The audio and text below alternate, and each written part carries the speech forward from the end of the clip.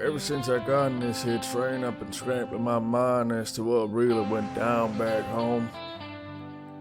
I'm not sure how to collect my thoughts on this, to be honest. I do suppose that the last couple of years have been a true trial of fire, though.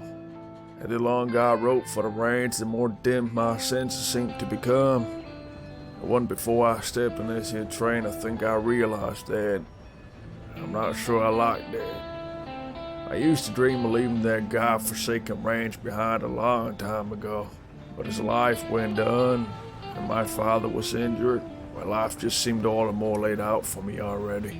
Range was all I knew. I started to forget when it all stopped making sense and just kept doing what I knew worked, without thinking of the consequences. I suppose the beginning of the end must have been the winter of '86. Took damn near half our livestock and a couple of good men.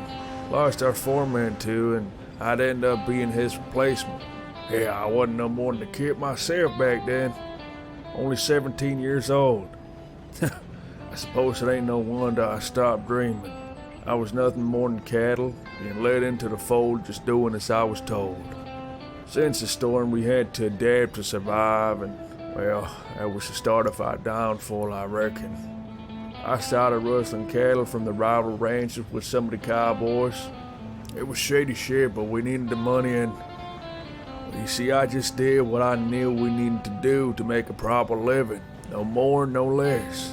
And eventually, our own cattle was starting to be rustled, and I could only imagine that being the other ranchers trying to see through what we were doing.